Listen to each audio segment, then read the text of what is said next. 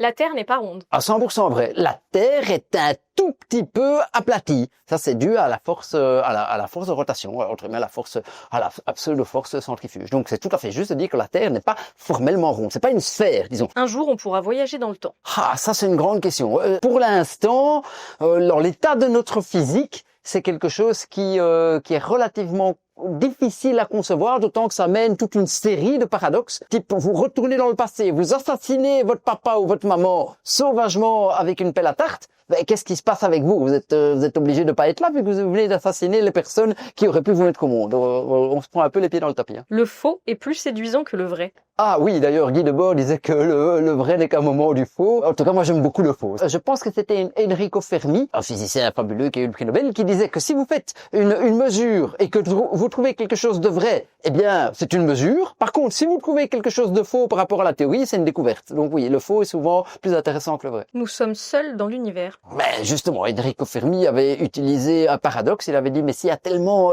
d'étoiles, tellement de galaxies d'abord, et puis tellement d'étoiles et sans doute des planètes, bien comment cela se fait-il qu'on soit toujours les seuls? Sincèrement, il me semble que d'un point de vue probabiliste, il y a plus d'arguments à penser qu'on n'est pas les seuls dans l'univers.